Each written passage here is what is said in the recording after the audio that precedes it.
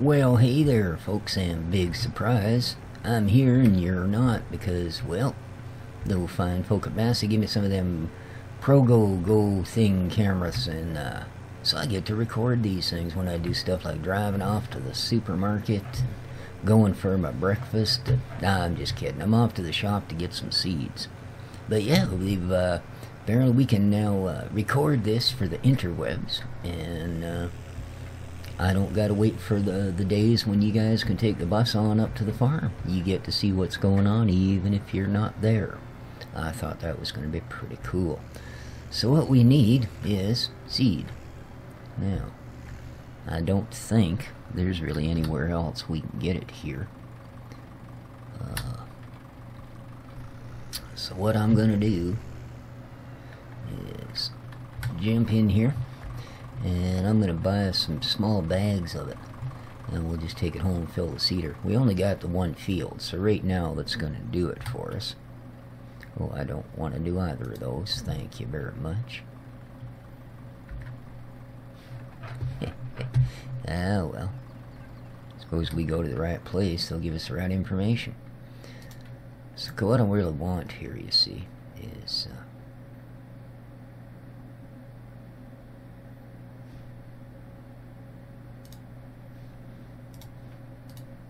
help if I was in the right place. Okay, now we want seeds. Now we can get these nice little 100-liter sacks for $80 a piece, and that's what we're going to be doing. So let's buy some of these. Yeah, okay. So the 100 liters, we're going to need a few.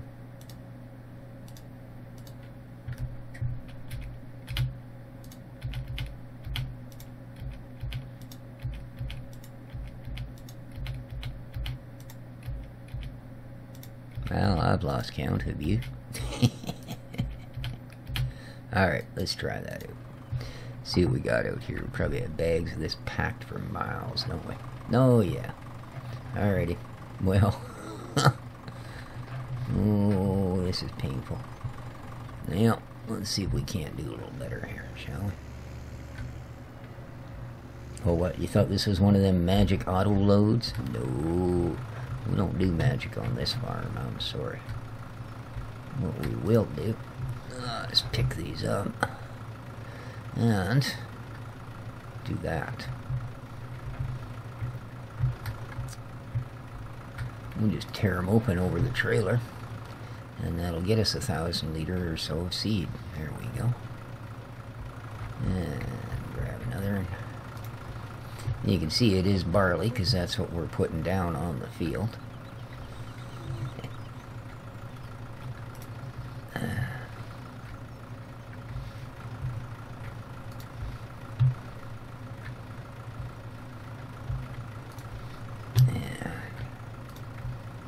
Oh, I think I might have dumped that one over the back end, did I? Nope. How's that looking? Yeah, I did. There we go. Rip her open and dump her in. Get home, dump that out into the seeder, and plug the whole dang works up, let me tell you. Alrighty. Geez, I did buy a couple of these, didn't I? That's alright.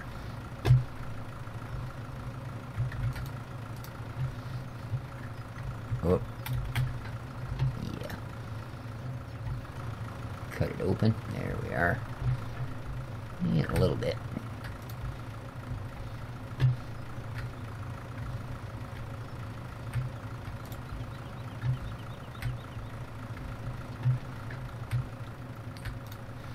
So I figure since we got so long story back, well, long ride back, tell you a little bit of a story here. How'd we end up? 1,300. Oh, that's not bad. You know what? I think I'm just going to buy myself 2 more here, just to even it up. So yeah, I thought on the drive back we'd just tell a little story and keep things interesting so you don't get distracted by my horrifying driving. Yeah, I just need a couple of these, dear. Lovely. There we are. That should give us 1,500 liters total in our trailer. So when I was a young fella, just fresh out of the high school, decided that what I would like to do for a career, because I really didn't know no better, was I was going to join myself into the Navy. Yeah, and become a member of the Canadian Navy, indeed. So I did. I went down and I signed up. I went through all the courses. See, they got quite a testing system, you know, because you get to pick pretty much anything you want to be. You know, you want to be a soldier in the field with a, you know, out there learning how to use the weapons, or you want to be a mechanic, learn how to fix vehicles, or, you know, any sort of a number of things. Well, you sort of give them an idea of what it is you'd like to do, or not, and then the aptitude testing begins.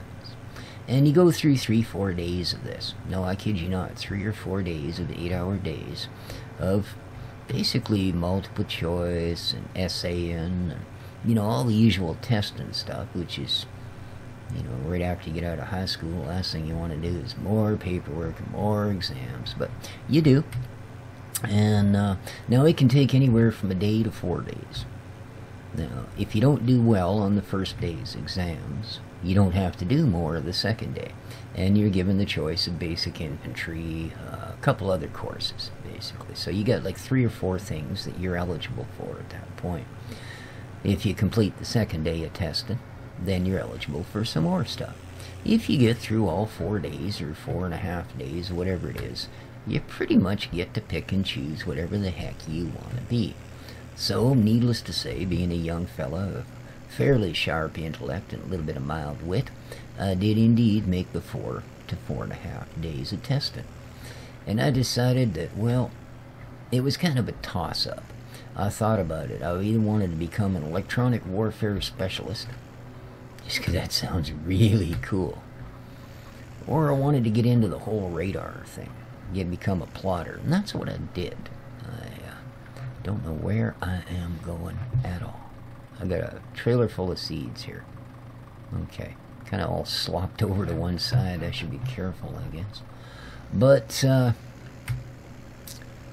so yeah, I did. I signed up for the Navy, and when they asked me what I wanted to do, see, for the other choice was sonar, because apparently I did incredibly well on the tests for the sonar tradesman. But that didn't really appeal to me, you know. I guess too many of them submarine movies where you see the guys sitting there in a kind of dark pit of a deal, you know, hearing the ti-ding ding, ti-ding ding, ti-ding ding as the thing pings off the hull. Although actually I did hear that quite often. You can actually hear that bouncing off your ship's hull when there is sonar being pinged. It's quite a freaky thing. It's just like the movies, actually, surprisingly enough. Now, I'm going to hope that I can simply tip this here. There we go. And this is going to be the home for our seeds. Well, don't get all fancy now. Come on. That's fine. Alrighty. There we go. So I did decide that in the long run, what I wanted to do was become a radar plotter. And I took a subspecialty in radar plotting. I became a nuclear tactical plotter. I know, that sounds darn near as scary as it is. So, that's what I signed up for. And after a couple of weeks after my testing, I had an appointment to show up for a flight to the east coast of Canada, off to Halifax and basic training. But this isn't a story about basic training. There's lots of stories about basic training. No, in fact, this is a story about my first day arriving on board my ship. Now, after I finished all my training in Halifax, and there's a few stories in there you guys might want to hear, I was posted by choice, and they do give you that option of what coast I wanted to be on. Now, being a West Coaster, I said, well, West Coast, you know, and figuring, well, you know, that opens up not only the entire West Coast, but that'd also maybe at some point get me to Japan and Australia and all kinds of stuff. You know, maybe see the world. Yeah. Well, so I am assigned to a ship called the Terra Nova. Alrighty. And she is a destroyer escort with about 300 people on board. Okay, I don't know why I have 2 buckets. Apparently. Those both look like buckets. I'm going to go for the top one just because. So, I'll just get assigned to a ship called the Terra Nova. And she's in port in Esquimalt when I finally make my way there from the East Coast.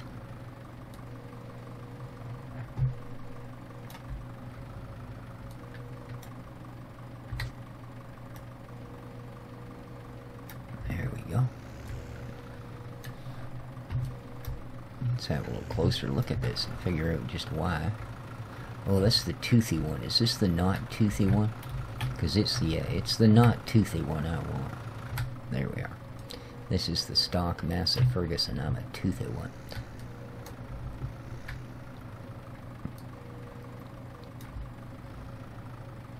So I arrive at the port of Esquimalt, which is a funny word from I believe a native dialect. Don't remember what the heck it means anymore. But there I am, and I find my way down to the naval dockyard. It's not that hard. Esquimalt's actually a pretty small place. It's located in Victoria, British Columbia. Now, Victoria is the capital city. Esquimalt is actually a separate municipality, so it's not actually counted as being Victoria. But you do, in fact... Oh, right, that's the trailer Massey gave us for the bales. I was trying to figure out what else I had in the shop. You do, in fact, end up... That's where you live, is Victoria.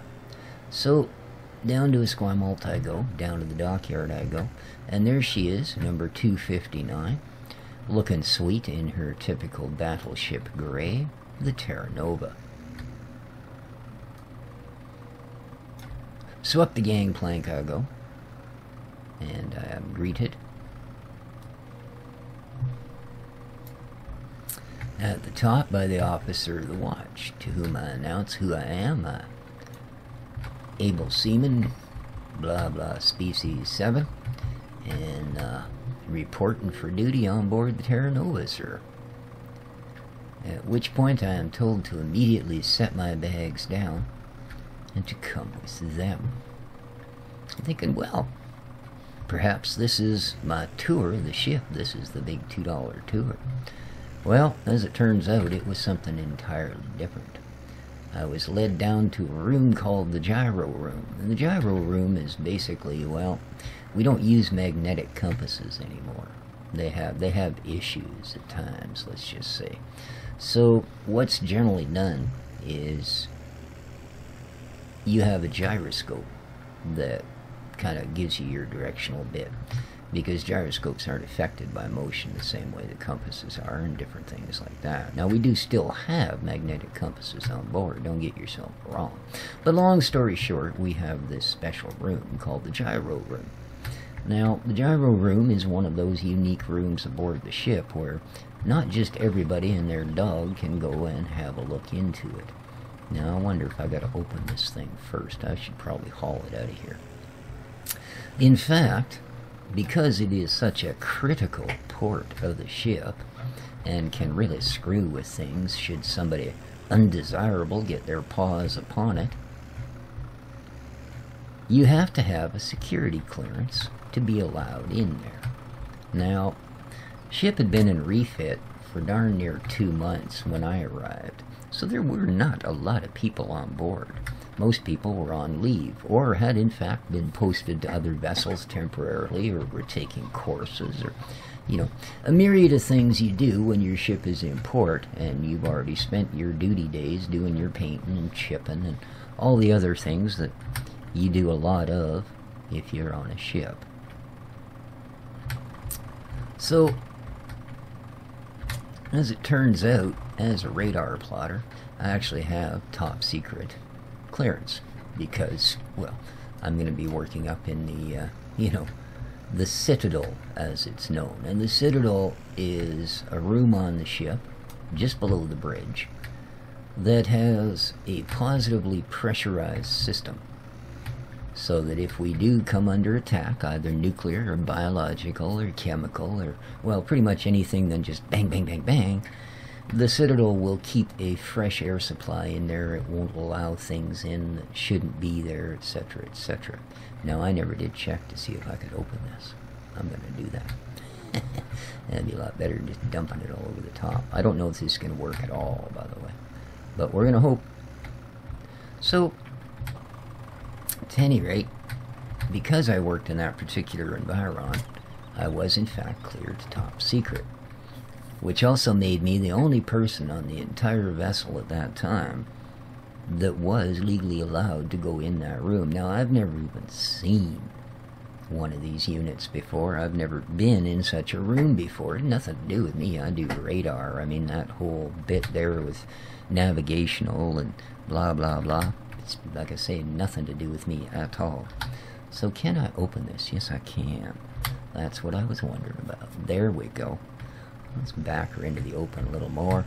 Alrighty, let's set her back down. And let us disconnect you. Kind of hard to get your arm in there with that cover open, but that's the way the world works. So,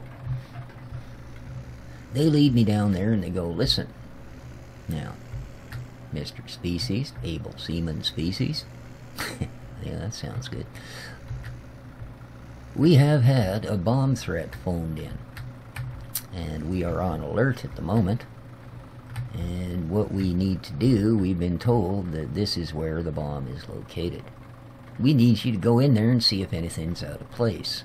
Which, of course, brings me back to my original point. Well, I've never been in one of these rooms before. How would I know? And I'll be honest with you, it's a little bit of a scary way to start your new career. Look at that. Hot diggity dog. It only half of what it'll take. But beautiful. So I go into this room. And they slam, I kid you not, they slam the bulkhead door behind me.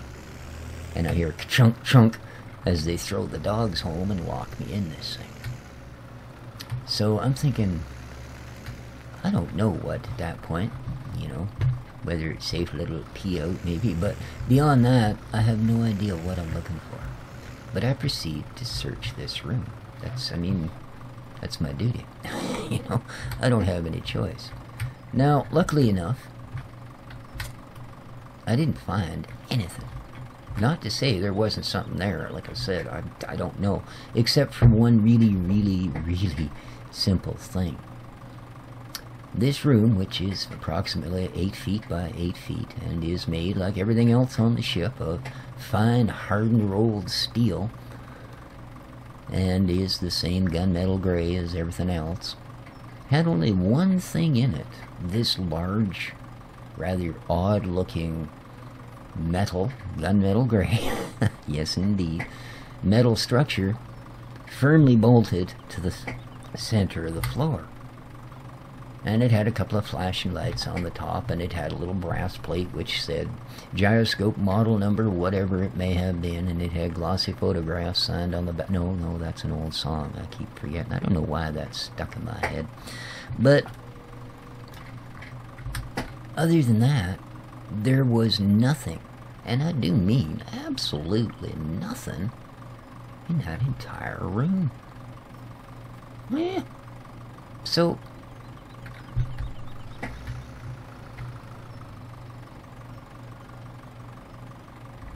I'm just going to dump the rest of these. So it was fairly safe to say that there was, in fact, no bomb involved. But that was my first day on board my new ship in the Canadian Navy. Now, it was only 3 days later that we actually left port. So, but, yeah. About 5 minutes after I got into the room, there was a bang on the bulkhead door. And, Able seaman species, have you located anything out of the ordinary? No, sir, I have not. It does appear that the gyro room is secure, sir. At which point they undog and let me out.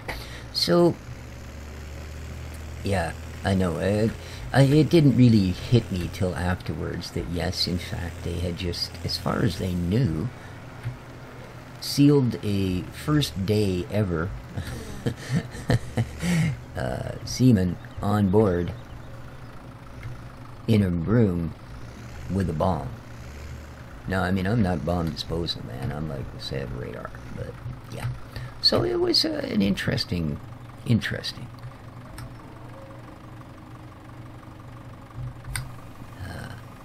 event, to say the least. So there you go. I just thought it was kind of an interesting old anecdote from my youth.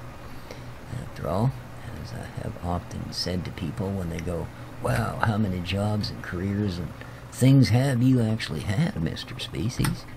Because you sounds like you've done a lot of things in your life. And I say, well, you know what? I realized early on that you're only going to get given one life. And, well, you might as well just live the sweet heck out of it. So, there you go. I am going to lay down some barley on this field. Except it's too late, isn't it? Yep. Dumb me, I didn't change it. Well, I'm going to lay some wheat down on this field. Yeah, there goes that whole thing of buying barley because we were planting barley. Apparently we're not buying barley. We bought wheat and we are planting wheat. So, I'm going to get on with this.